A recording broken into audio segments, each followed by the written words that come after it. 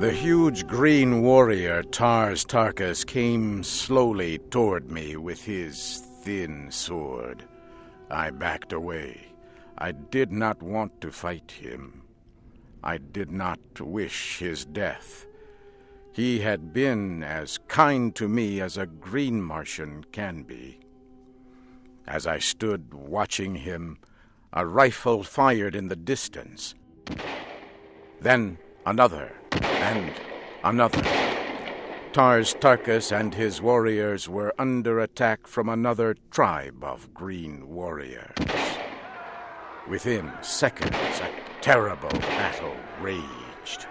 As I watched, 3 of the attackers fell on Dejah Thoris.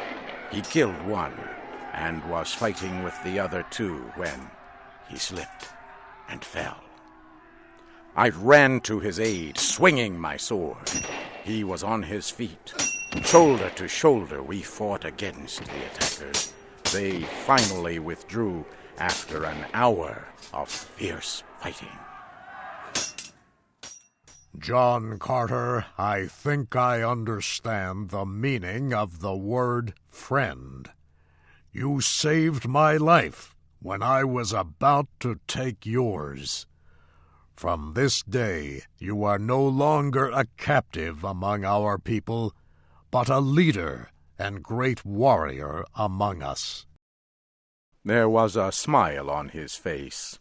Once again, he took off a metal band from his arm and gave it to me. I have a question for you, John Carter. I understand why you took the Red Woman with you. But why did Sola leave her people and go with you?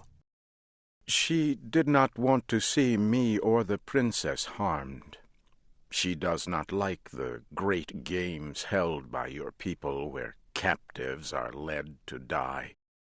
She knows if she is caught, she too will die in the games. She told me she hates the games because her mother died there. What? How could she know her mother? She told me her mother was killed in the games because she had hidden the egg that produced her. Her mother hid Sola among other children before she was captured. Sola said she was a kind woman, not like others of your tribe.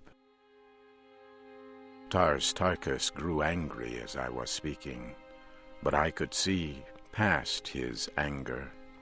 I could see pain in his eyes.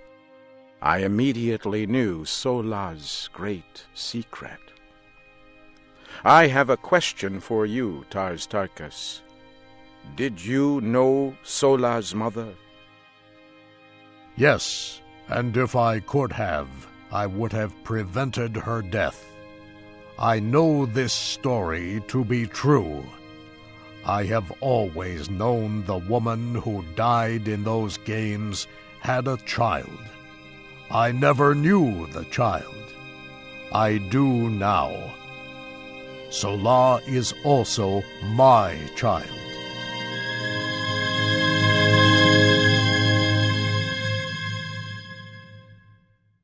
For 3 days we followed the trail left by the Princess Dejah Thoris, Sola, and poor ugly Wulla. At last we could see them in the distance. Their animal could no longer be ridden. They were talking. When we came near, Wulla turned to fight us.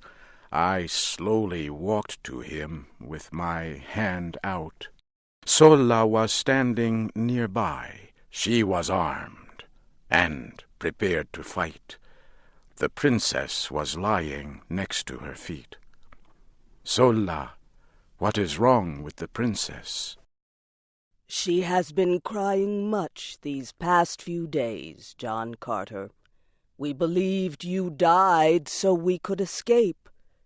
The thought of your death was very heavy on this woman, my friend Dejah Thoris. Come and tell her you are among the living. Perhaps that will stop her crying. I walked to where the Princess Dejah Thoris was lying on the ground. She looked at me with eyes that were red from crying. "Princess, you are no longer in danger. Tarkas has come with me as a friend. He and his warriors will help to see you safely home. And Sola, I would have you greet your father, Tarkas, a great leader among your people. Your secret no longer means death to anyone. He already knows you are his daughter. The two of you have nothing to fear." Sola turned and looked at Tarkas. She held out her hand. He took it. It was a new beginning for them. I know our world has never before seen anyone like you, John Carter. Can it be that all Earthmen are like you? I was alone, a stranger, hunted, threatened, yet you would freely give your life to save me. You come to me now with a tribe of green warriors who offer their friendship. You are no longer a captive, but wear the medal of great rank among their people. No man has ever done this. "Princess, I have done many strange things in my life, many things much smarter men would not have done. And now, before my courage fails, I would ask you to be mine in marriage."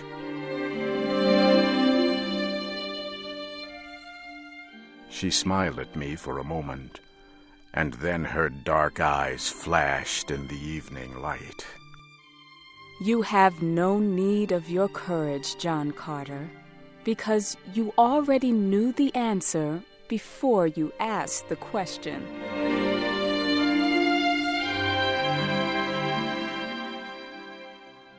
Several days later, we reached the city of Helium. At first, the red men of Helium thought we were an attacking army, but they soon saw their princess. We were greeted with great joy. Tarkas and his green warriors caused the greatest excitement. This huge group of green warriors entered the city as friends and allies. I soon met Tardos Mors, the grandfather of Dejah Thoris. He tried several times to thank me for saving the life of the princess, but tears filled his eyes, and he could not speak.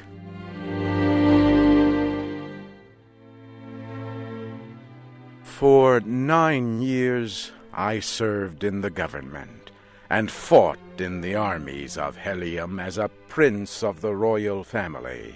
It was a happy time. The Princess Dejah Thoris and I were expecting a child.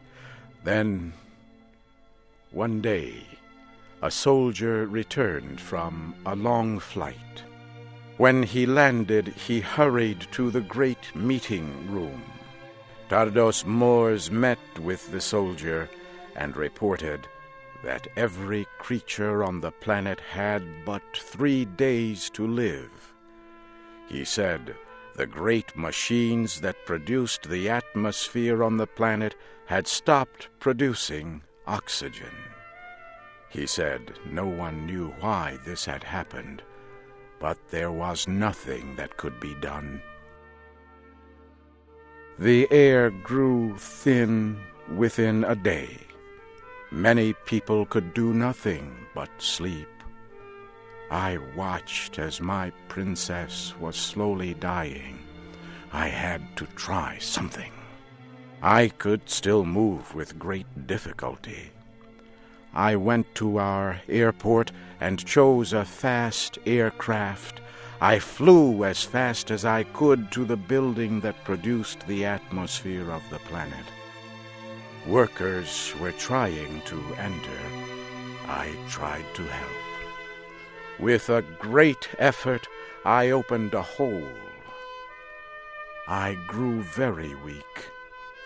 I asked one of the workers if he could start the engines. He said he would try. I fell asleep on the ground. It was dark when I opened my eyes again. My clothing felt stiff and strange. I sat up.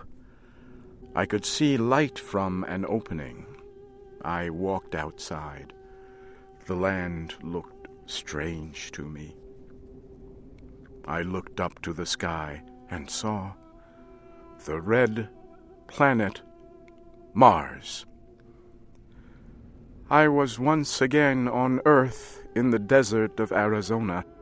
I cried out with deep emotion. Did the worker reach the machines to renew the atmosphere? Did the air reach the people of that planet in time to save them? Was my Princess Dejah Thoris alive, or did she lie cold in death? For 10 years now, I have watched the night sky looking for an answer. I believe she and our child are waiting there for me. Something tells me that I shall soon know.